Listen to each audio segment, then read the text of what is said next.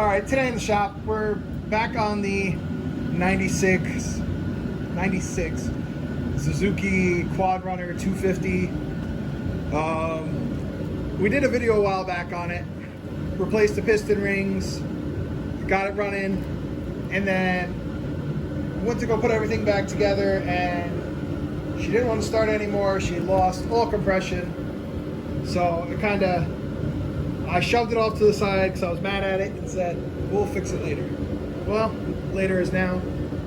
I believe that there's something up top that's not right. It took a little while to get running, and once it started running, it ran fine for a little bit, and then it just kind of died. Like I said, I got mad at it, and I pushed it off to the side, and there it sat for quite a while. So I'm pulling the airbox off currently, so we can get the carburetor out, get all this disconnected and out of here.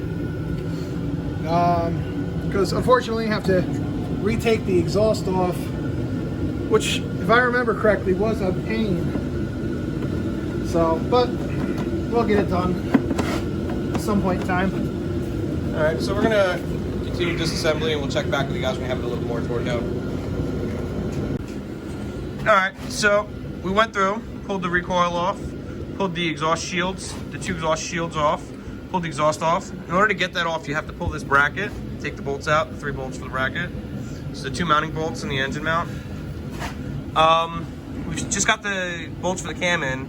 All the other head bolts are out, so Stitches is gonna pop the head loose now. Hoping that by tapping it, she would. There she goes. Well, I mean, it does still have to go over the valves. There she goes. Ugh.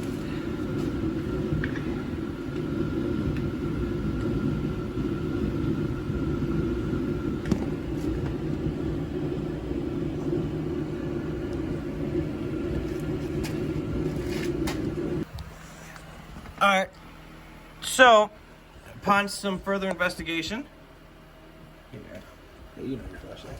yeah, all right, let's see if I can see the timing mark. You have to be really far over. Go down a little bit. All right, so there's top dead center right there, as you can see. There's the timing mark for top dead center. And let me zoom out a little bit here. As you can see, both cam lobes are open. Both lobes are up, which means Stitches put this thing 180 degrees out. It happens. We both do it. I did it on one of the 3-wheelers. You know, it when you're rushing, you're trying to put these things back together, it does happen. Thank goodness these aren't interference engines. Yeah. So we're gonna put it back in time. We're gonna actually make sure it's in time this time. And this thing might fire right off. We did a compression test when we had 60 PSI, so. It's probably because the valves were hanging open. Yeah, happens every time. All right, cool, so we're gonna set it in time and go from there. Got the rocker arm assembly here for the valve cover. Got the engine back in time. It is in time this time. Let's see, did we leave it on time? Huh? We left the timing marks on? Yeah, the time marks are on. All right, so we'll show you guys. Unless it might have rolled forward a hair, but. No. Top dead center mark is right there. And let me zoom out. And you can see the cam marks are lined up for the cam. And both cams are down. So, simple mistake. Look, we do this as a hobby. We're not professionals. It happens. I'm not even gonna justify it. It happens. When you guys are working on your stuff, you know, just check the lobes. Make sure the lobes are down if it's a top dead center. You know, got nothing else to say about it. It happens, you know. Yeah, it does. We can just laugh about it. We'll do a compression test when we get this thing put back together and see if it fires off. And we'll go from there. Just don't understand how it was running. Magic. 180 Dude, out. 180 out and it still ran. That really is a testament to these little Suzukis. All right, we got the valves adjusted. Intake we did at 2 thousandths, exhaust we did at 4 thousandths. Specs are, yeah, the specs are 1 to 3 thousandths for the intake and 3 to 5 thousandths for the exhaust. So we went right in the middle for both of them. We just did this off camera, so we're gonna show you guys a compression test. Ready? Jesus. She's probably gonna run now. She got some great compression. Yeah. All right, so we're gonna throw her back together and see if she starts. This is gonna be a monster to pull over now. Go ahead, pull it over. Oh, I don't get the full start on yet. We'll get that on video for you guys, don't worry. All right, so for testing purposes, we threw the header on and we threw the carburetor on. No air filter, no nothing. We have a 17-foot long fuel line, and we're gonna see if it wants to fire off. Go ahead.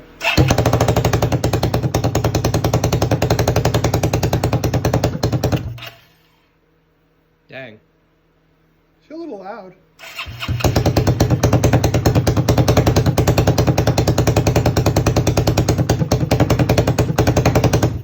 It's a thumper. Sweet. All right, before it gets too hot, we'll get the exhaust back on, air box in, and try and get this beast reassembled and get her the heck out of my garage.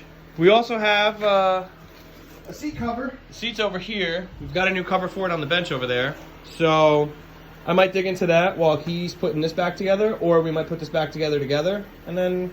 I think we should put it back together, and then we'll do the seat. So I gotta dig the plastics out of the snow. All right, so we're gonna dig into it. All right, we got the covers back on, got the heat shields back on. As promised, Stitches is gonna give her a little rip. We got the ignition on.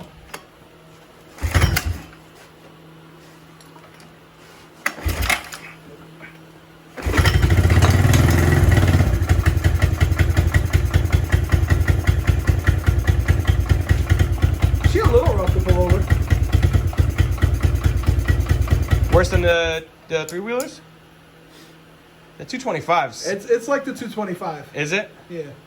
All right, well, 160 PSI will do that, huh? Yeah. Yeah. Cool. We're going to dig back into it a little bit more. We'll check back with you guys after we dig some plastics out of the snow and what have you.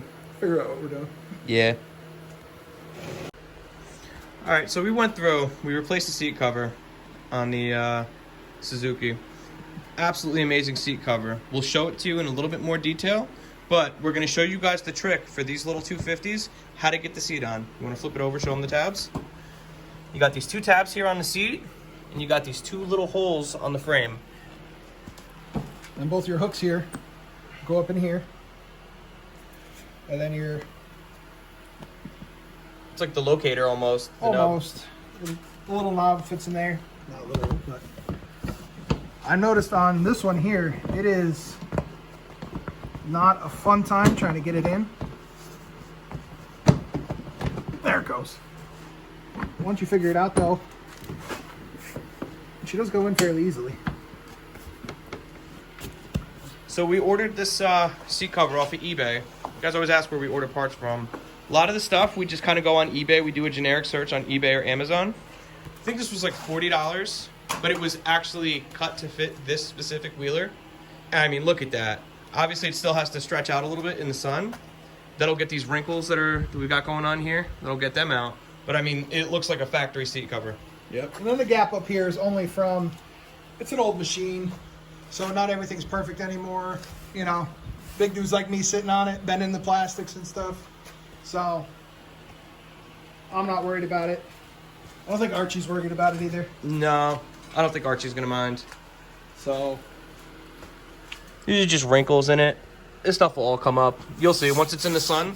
We did the 300EX and it pulled the little bit of wrinkles that we had in the seat cover. It sat in the sun for like 2 days and it just sucked right up. Yep. So we had this machine sitting off to the side. I'm sure you've seen it in the background of a couple other videos for quite a few months because Stitches wasn't sure what was wrong with it, and Archie wasn't sure if he wanted to go and put a new head on this thing. You know, when Stitches redid the piston and the rings on this thing, he thought that he had it in time, but it happens. We make mistakes. It's not very clearly marked. He should have checked the lobes, but you know what? Hindsight is always 20/20 when it comes to this stuff. Thank goodness nothing got damaged, nothing got destroyed. Absolutely. That's what we're happy about. But, you know, mistakes happen. So, to recap on this machine, what we did this week. We went through, pulled all this exhaust stuff out, pulled that side bracket out, had the whole exhaust system, airbox and everything disassembled underneath there.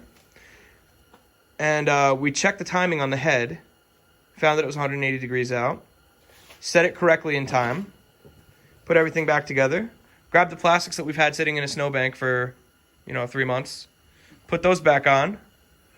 We rewrapped the seat, put a new seat on it. What's left on this machine is, Needs the front axle boots. So we have all 4 here for inner, outer. We have all the bands in here to do those. So we have to do the front axle boots, front and rear brakes. The parking brake lever here is seized solid, so Archie's gonna have to order a new one of those. And I believe this master cylinder is shot. You can see the front sight glass is milky. I don't know what it looks like inside. I'm kind of afraid to open it. But I know the front brakes on this were not very good.